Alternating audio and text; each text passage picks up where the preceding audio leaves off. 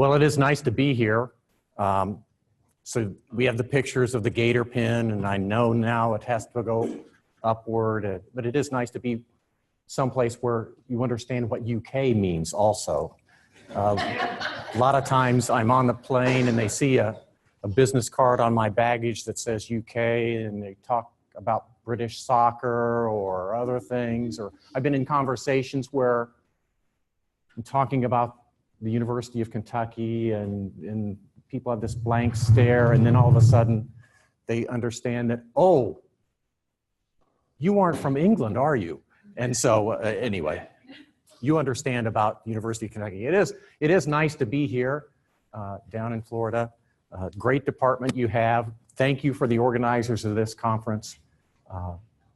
It's a great program, and I'm proud to be a part of it.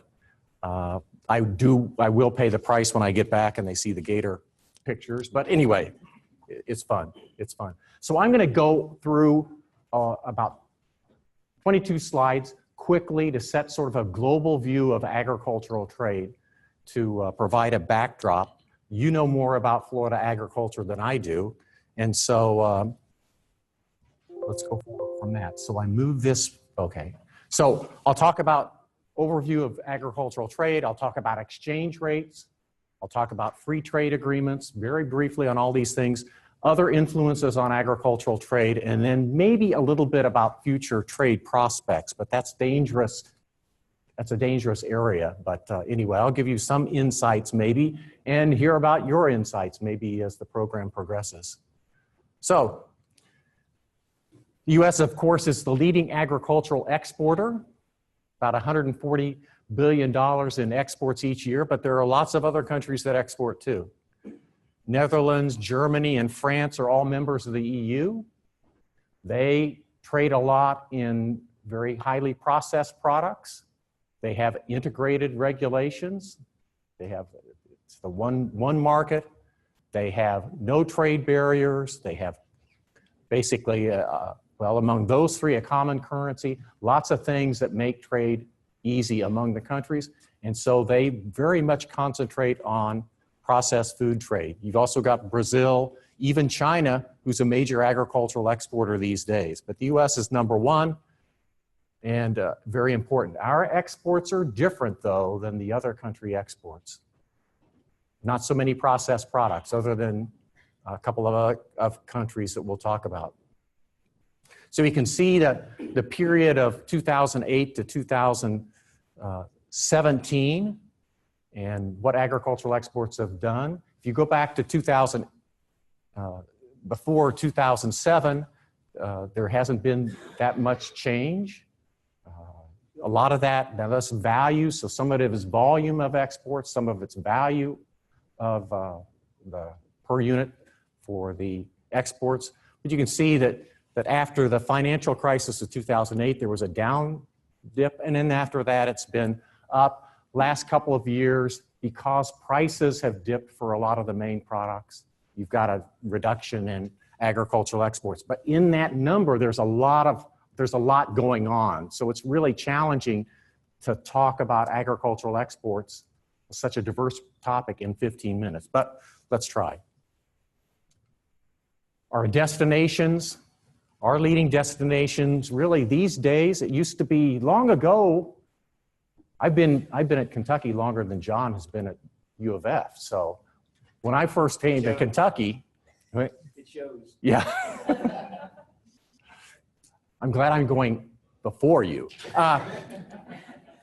Japan was by far our leading export market. But then, as we signed NAFTA, I could remember making presentations about NAFTA saying, oh, NAFTA's not a big deal. We already trade a lot with Canada.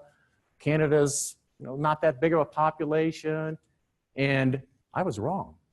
You sign NAFTA, companies, people like you, make decisions. Those decisions are long-term decisions. And boom, Canada was our leading market, and was for a long time. Then we signed the bilateral or the NAFTA with Mexico. There we knew there were going to be changes, and boom, Mexico's our leading market. So that's been going over between the two of them for a long time. but China in the last 5 years has been the market that skyrocketed. Now in this most recent year, China is not the leading export market, but the previous two it was. It was the leading destination for our exports. So those three nations are very, very important to us. Now Canada and Mexico also are important destinations for processed products because you have zero trade barriers, zero tariffs. And that makes a big difference because many countries have rather high tariffs on processed products. So it allows your agribusinesses to take advantage of that. What products we're going to? Now, when I give you a product breakdown of trade, the division of what I call, you've got fresh fruit versus soybeans. So the breakdown of products or the aggregation of products is going to be very important. But soybeans, particularly soybean exports to China, have been very, very important in recent years. But red meat exports have been very important, very large, growing for two reasons. One, the BSE scare is finally over. So our negotiators have had to open up markets slowly over time to get countries to say that our process, our production system is safe and our inspection system is safe. But you've also got the long-run foot and mouth disease outbreaks that took place that has allowed our pork to be exported many places that it wasn't before. And so we've not had foot and mouth disease, other places had, basically decimated some country industries like Korea and Taiwan over the years. And they were major pork exporters. So we've taken up for that. Other products, of course, coarse grains, wheat, and so on. And other would be various processed products or some other types of products that are very important, yes, in terms of dollar value, but very, you've got lots of different categories in there. So let's talk about what's going on in cereals. Here,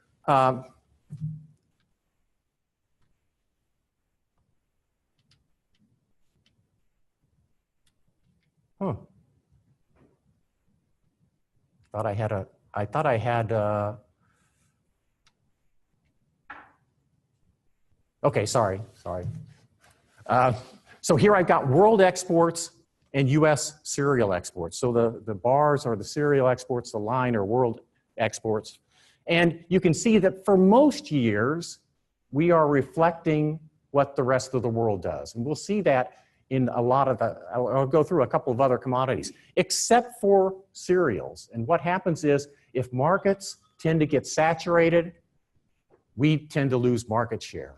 Our market share is 16% in that last year, but in the previous years, we were a higher percentage. Now, we've changed our policies a little bit so that we're less likely to be what's called a residual supplier. But the reality is, oftentimes, when there's a lot of product around, prices are low, we pay the price in the sense that they get the other places price their products so that they can sell it.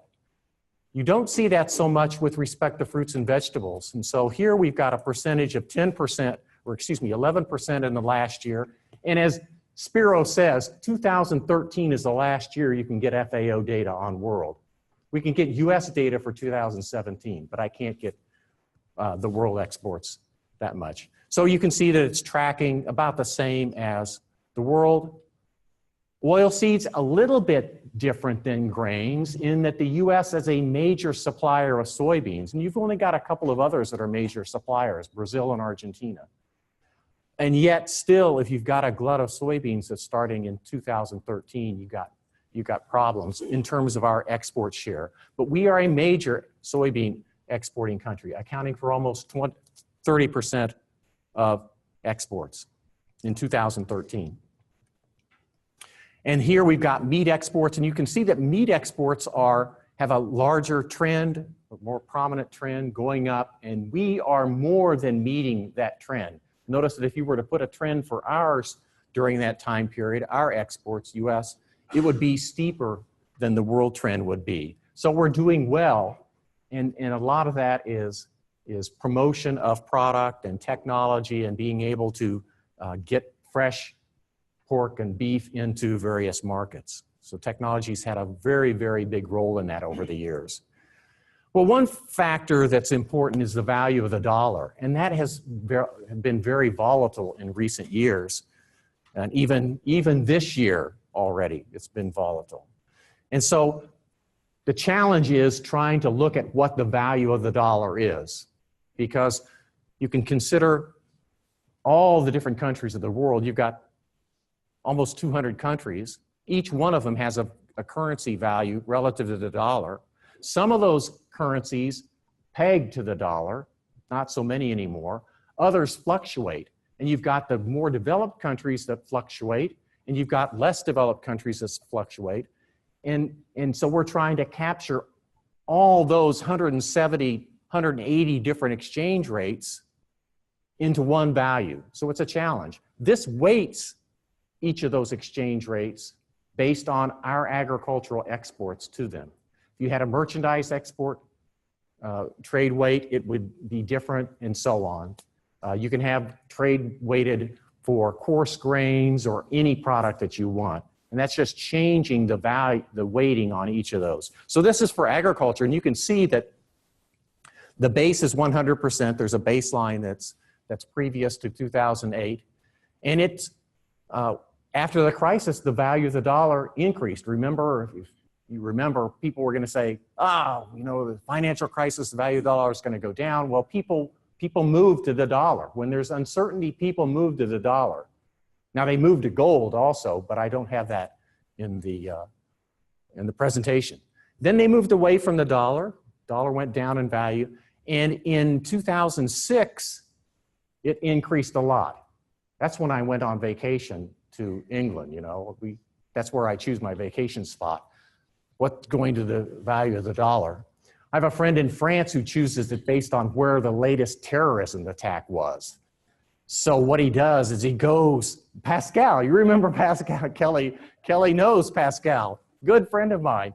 And he figures that, well, if I go to the place that just had a terrorism attack, you know, they're really paying attention to it. So there's very low probability of anything going wrong, and it's cheap too. But I haven't been able to convince my wife that that's a good idea. But I think it's pretty good. Well, anyway, so you've got those things coming into play, and the value of the dollar is really, really important when it comes to agricultural trade, because it can change. If the dollar becomes cheap, then I can export more. The product is cheaper in the international markets, and usually the dollar price goes up too. So you have two of those, both of those impacting agricultural export value. So it's very, very important.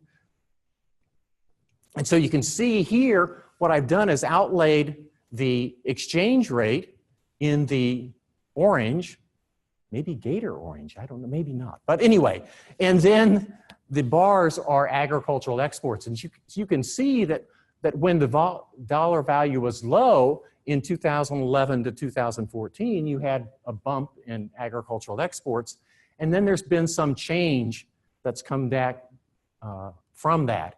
And really with respect to the exchange rate, it's going up and down.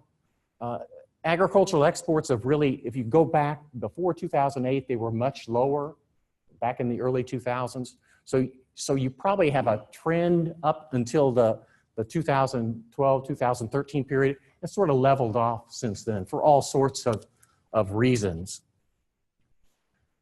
But here, if you look at US exports to Canada, and on the right is the value of the Canadian dollar, the orange line, the scale is on the right, and our exports to Canada, you can see that there is some relationship between the value of the Canadian dollar. If the Canadian dollar becomes cheap, then they hold back on their imports from the US. If it's expensive, then they're going to import more. Or you're looking at the other way, when Canadians buy our products, there are two aspects of it, the dollar price and the price of the dollar. So if the dollar price goes up to them, they're going to cut back on their exports. China, big market. You can see that earlier then that you've got a hump there when the value of the yuan fell. So that negative relationship. And then Mexico, another you've got a positive trend there in Mexico exports and value of the Mexican dollar. Well, I'm going to move forward. I got to get going. So issues with free trade agreements. The World Trade Organization has existed for a long time. There are so many members, very difficult to get any agreement, and there's really not been an agreement. We have no Trans-Pacific Partnership Agreement with respect to the U.S., even though a lot of the issues in TPP were issues that we could have gained from, probably, because tariffs are already low. Renegotiate NAFTA. You've got two very large trading partners. John's going to talk about that.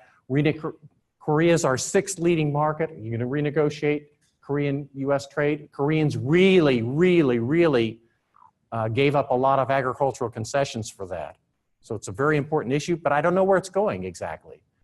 Other influences on trade, you've got interest rates and the exchange rate. If our interest rate goes up, the exchange rate strengthens because people want to invest in the U.S. Well, that's going to hurt our exports of anything. So if interest rates are going to go up because of a budget deficit, then you're going to have capital count effects, and it's going to have a diminishing of exports and increase in imports. And you really have difficulty in negotiating trade deficits. I've never seen that before. That's not something, it's not a policy.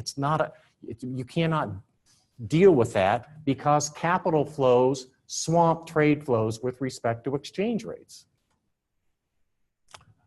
Well, in the future, one thing we've got going for it, now is a point in time, the rest of the world is growing well. For about the last 5 years, we were the ones, we came out of the financial crisis of 2008 a lot better than any place else in terms of the more developed countries, because we did all sorts of crazy things in monetary policy, what seemed like crazy, and it worked.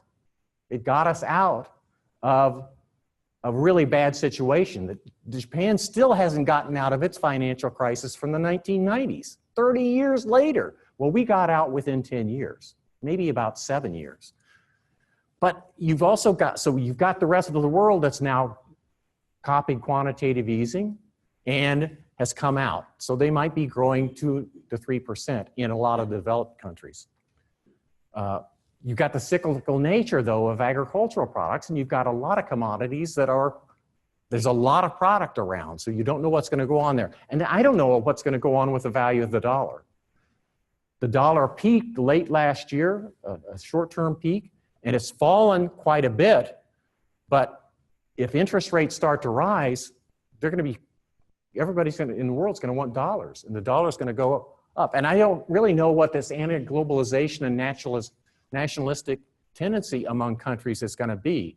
That is, if everybody wants to export more and import less, the math doesn't work, It just doesn't go that way. So how we will deal with that as a country, I don't know. So that's the time I have. Maybe we can talk about things or insights that you have during the question and answer after this session. So thanks. It's nice to be here, and hope you enjoy the time. Thanks.